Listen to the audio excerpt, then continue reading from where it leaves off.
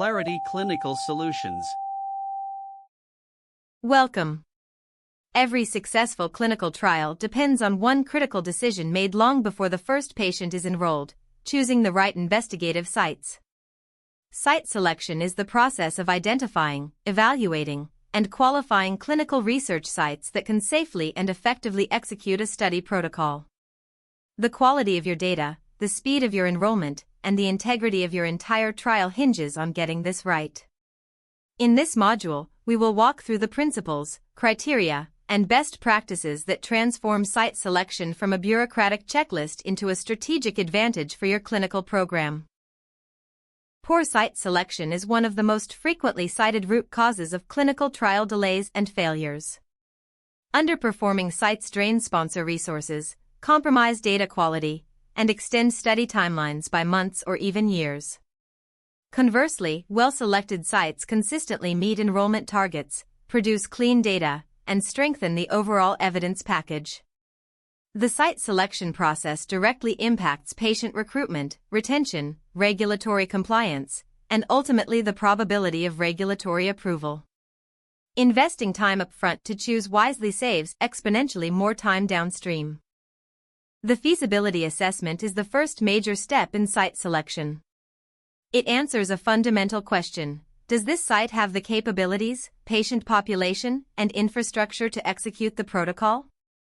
During feasibility, sponsors evaluate the site's therapeutic expertise, access to the target patient population, availability of trained staff, and adequacy of equipment and facilities. A thorough feasibility assessment also considers competing trials at the same site, historical enrollment rates, and the site's track record in similar therapeutic areas. Feasibility is not guesswork, it is data-driven decision-making. A site can be perfectly equipped and staffed, but if the right patient population is not within reach, enrollment will fail.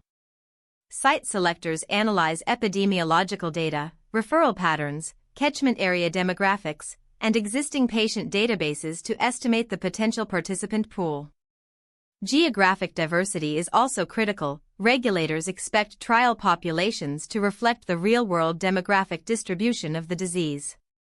Sites located near major medical centers, specialty clinics, or underserved communities each bring distinct advantages that must be weighed against the protocol's specific needs. The principal investigator is the clinical leader of the trial at the site level. A qualified PI must have relevant therapeutic expertise, sufficient time commitment to supervise the study, a track record of regulatory compliance, and the leadership skills to manage their research team. Sponsors review the PI's publication history, prior trial experience, FDA or EMA inspection history, and any disciplinary actions. The PI sets the tone for the entire site team. An engaged, experienced PI is the single strongest predictor of site success. Beyond the people, the physical infrastructure must support the protocol's requirements. Does the site have adequate examination rooms, temperature-controlled drug storage, centrifuges, freezers, and backup power?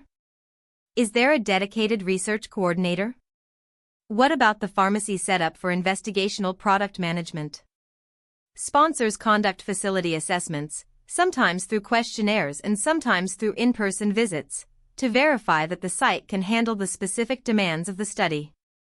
Specialized protocols may require imaging capabilities, infusion suites, or laboratory certifications that not all sites possess. Regulatory history is a non-negotiable component of site evaluation.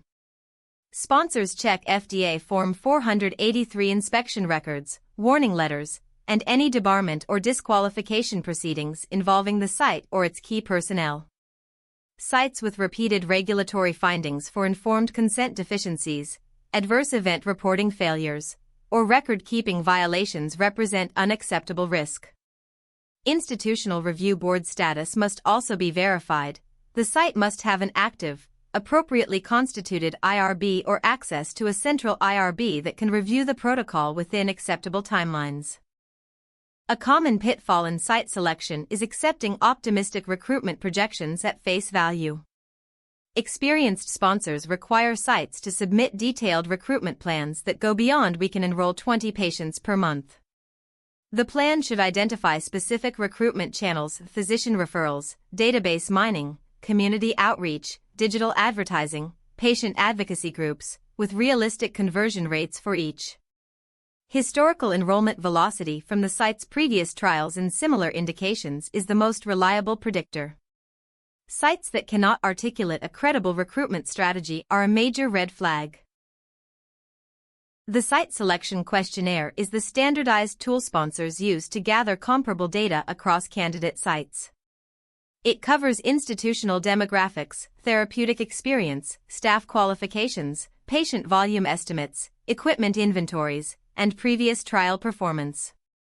Modern questionnaires increasingly include questions about diversity and inclusion plans, technology capabilities for electronic data capture, and telemedicine readiness. The goal is to produce a consistent dataset that allows objective comparison across sites, removing as much subjective bias from the selection process as possible. While questionnaires provide structured data, the site selection visit, sometimes called a pre-study visit, offers the qualitative, human dimension.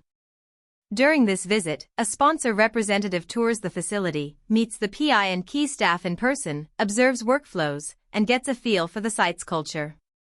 These visits often reveal issues that questionnaires miss: cramped storage areas, disorganized record-keeping, or a PI who seems distracted or overcommit. For high-complexity trials, the selection visit is an irreplaceable tool for building the sponsor-site relationship from day one. To avoid selection bias and ensure reproducibility, most sponsors use formal scoring frameworks to rank candidate sites. Variables like therapeutic expertise, recruitment potential, regulatory history, and infrastructure are weighted according to the specific needs of each protocol. Advanced sponsors use predictive analytics that incorporate historical performance data from thousands of prior sites to forecast enrollment curves and data quality. The resulting scores help select the optimal mix of sites, not just the best individual sites, but a portfolio that balances high-performing anchors with diverse community sites. For multinational trials, site selection adds layers of complexity including country-level regulatory timelines, import-export restrictions for investigational products, cultural considerations around informed consent, and varying standards of care. Sponsors must decide between established clinical research hubs like the United States, Western Europe, and Japan versus emerging regions such as Latin America, Eastern Europe, and Asia-Pacific, each offering different trade-offs between enrollment speed, data acceptance by regulators, and operational costs. A balanced global site portfolio optimizes for quality, speed, and cost simultaneously. Even experienced sponsors repeat common mistakes, selecting sites based on personal relationships rather than objective data, overestimating enrollment at academic medical centers where patients are shared across multiple studies, choosing sites without verifying staff availability for the study duration, or failing to consider the cumulative burden of multiple ongoing trials at a single site. Another frequent error is selecting too many sites to compensate for poor feasibility. This dilutes enrollment, increases monitoring costs, and paradoxically leads to worse outcomes than a focused, high-quality site portfolio. Site selection is not a transactional checkbox, it is a strategic process that determines the trajectory of your entire clinical program.